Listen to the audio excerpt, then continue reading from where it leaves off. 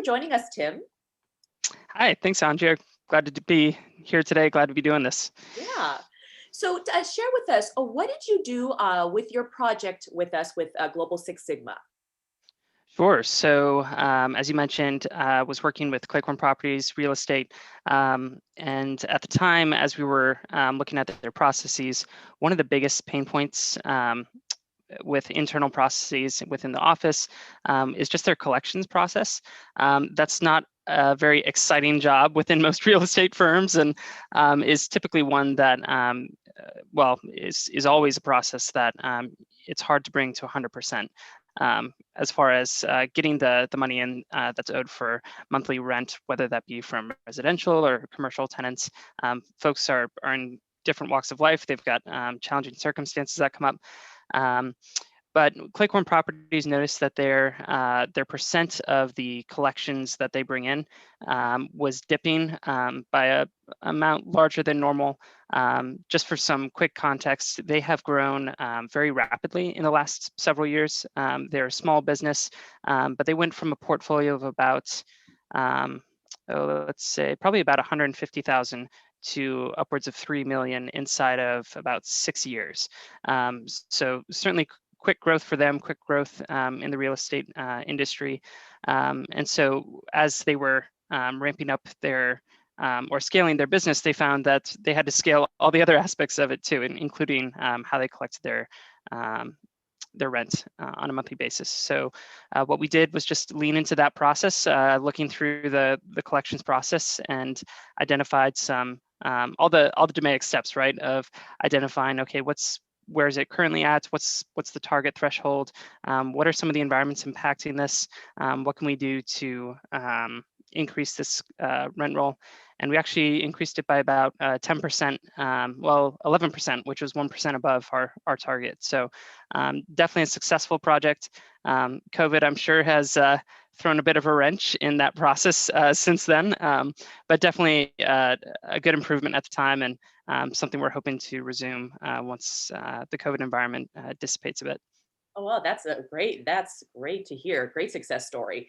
Now, taking that, how are you able to relate the training that you received through doing this project to the real world work environment, with what you do or anything with the company?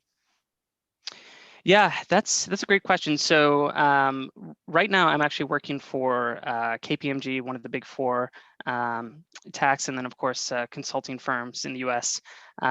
So how I've been able to relate that experience with Cleghorn Properties to KPMG it's helped in several ways. One has been just to reemphasize the importance of getting buy-in from everyone as early in the project as possible, right? So when I say everyone, that's the process owners, making sure that they're on board with the process improvement that's about to take place, and then leadership as well. And then also the day-to-day contributors, the folks who are really creating the value, the folks who are reaching out for the collections, and just if not getting 100% buy-in upfront, it reemphasized the importance for me of just making sure everyone is well aware of what's happening, the expectations of them, what expectations they can have from you through the process. I think you can avoid probably about 80% of issues that come up on a project with stakeholders if you do a really good job of that communication on the front end. But that might be a bit of a bold claim. That's my intuition, not my studies. And that is really what we hear from people that have been practicing Six Sigma for 30 years. It's you have to have that buy-in. And if you don't, it's not smooth sailing. So Yeah. it sounds like you followed all the steps. Yeah, That's we great. did our best for sure. That's great. Now, how was your experience in training with Global Six Sigma, the actual training process, working with the instructor? Yeah, it was great. So initially, I walked into the black belt class probably with a little bit less of a statistical context than I should have had, and that was my own fault. The folks on the front end office of Global Six Sigma were excellent. They really prepared me to understand, okay, here are the areas that you might be strong in based on your context with Lean Six Sigma and continuous improvement. And then here's some areas you might want to do some preemptive study on. And so, the math side has always been a challenge for me. That's not something that comes naturally. But my instructor at the time was Greg Foster, and did an excellent job of helping calm the nerves of wondering what I got myself into in that class, and really presented the information well, but especially as a coach, um, it was really effective through the project, because I think as folks who are new to continuous improvement or Lean Six Sigma, as they approach their project, so many times you can fall into analysis paralysis, where you've got all of these myriad of tools in front of you, all these statistical analyses you could pick from, and it's hard to know which ones you should pick. Sometimes there's a definite right answer. Sometimes you want to run it a couple different ways, and it's easy to get lost in that, or look at it and think you have to do everything. So from a coaching standpoint, my instructor did a really excellent job of just helping me stay focused, really weed out a lot of the unnecessary work, and keep our sites focused on what we were trying to improve, and only measuring that. And then we worried about residual effects as well, but certainly from a focus standpoint, that was incredibly beneficial. That's great.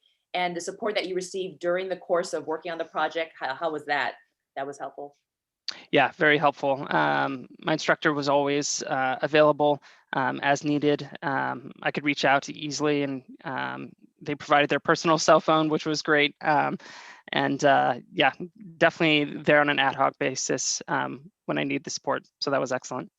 That's great. Wow. Sounds like it was really an overall success between what you did for the company and working with us and getting the training you need and setting yourself up to for future work and all that opportunities. So that's fantastic, Tim. It was, and I also got to do a training. I live in Western PA, where it can be cold and dreary, and I got to do a training in San Francisco uh, during the fall, which is an awesome time to be in San Francisco. So that was an added plus for me, and I don't often get out west. You get that's So right. It helps yeah, you to get out. Exactly. yeah, get to see the sun for once. Right. Good to hear. Well, Tim, thank you so much for joining us and sharing your experiences with us. We hope this inspires future students and working with Six Sigma and the practices and how it can benefit companies and organizations. Great, thanks so much, Andrea. Thank you.